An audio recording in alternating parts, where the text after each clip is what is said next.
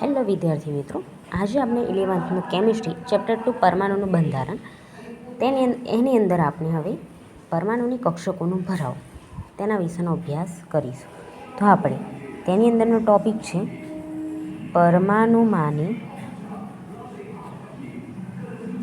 કક્ષકોનું ભરાવો એટલે કે ઇલેક્ટ્રોનની ગોઠવણી.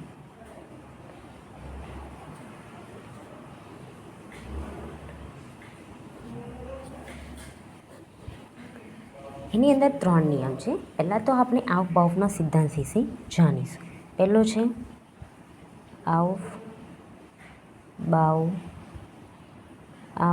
બાઉ સિદ્ધાંત. હવે આઉફ બાઉફનો સિદ્ધાંત, તેની અંદર એનો નિયમ છે કે ધરા સ્થિતિમાં કક્ષકો તેમની વધતી ઉર્જાના ક્રમમાં ભરાય છે. લખો પહેલાં તો ધરા સ્થિતિમાં કક્ષકો તેમના વધતી ઉર્જાના ક્રમમાં ભરાય છે. હવે જો ધરા સ્થિતિમાં કક્ષકો તેમની વધતી ઉર્જાના ક્રમમાં ભરાય છે. વધતી ઉર્જા એટલે પહેલાં તો ધરા સ્થિતિ છે એટલે કે નીચેની સ્થિતિ છે આવી રીતના એમ.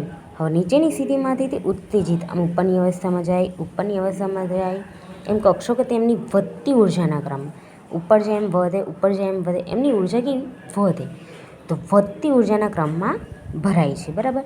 નીચે એની ઉર્જા ઓછી પછી તેની ઉપરની ઉર્જા થોડીક વધારે ઉર્જા, પછી નીચે કરતાં થોડીક વધારે ઉર્જા, એમ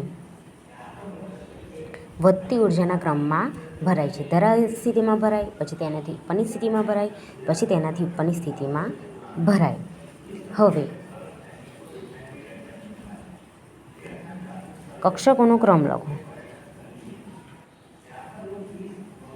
કક્ષકોનો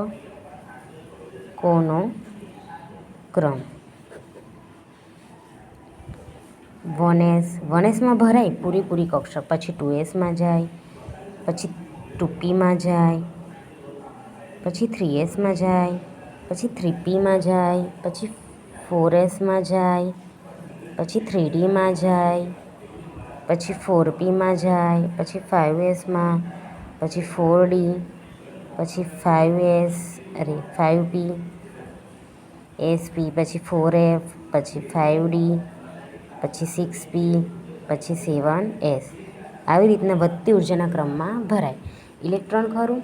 હવે કક્ષકો પહેલાં તો 1sમાં ભરાય 2 ઇલેક્ટ્રોન, પછી તે 2sમાં જશે, 2sમાં ભરાઈ જાય ત્યારબાદ 2pમાં જશે, 2pમાં ભરાઈ જાય ત્યારબાદ 3sમાં જશે, 3sમાં ભરાઈ ગયા બાદ તે 3pમાં જશે, 3pમાં ભરાઈ ગયા બાદ તે 4sમાં ભરાશે, ત્યારબાદ આમ કરતાં 7s સુધી ભરાશે કક્ષક, પછી ત્યારબાદ આગળ વધતી ઉર્જાના ક્રમમાં ભરાશે. આનો નિયમ આવો છે. આઉફ બાઉફના સિદ્ધાંત પૂછે કે કેવું છે, તો ધરા સ્થિતિમાં કક્ષકો તેમની વધતી ઉર્જાના ક્રમમાં ભરાય છે. શું છે? ધરા સ્થિતિમાં કક્ષકો તેમની વધતી ઉર્જાના ક્રમમાં ભરાય. કક્ષકો પહેલાં કઈ ભરાય 1s, પછી એની ઉપરની અવસ્થા કઈ 2s, પછી 2p, આવી રીતના ભરાય. 7s સુધી ભરાય, પછી આગળ બી ભરાય છે. તો આ છે આપણો આઉફ બાઉફનો સિદ્ધાંત.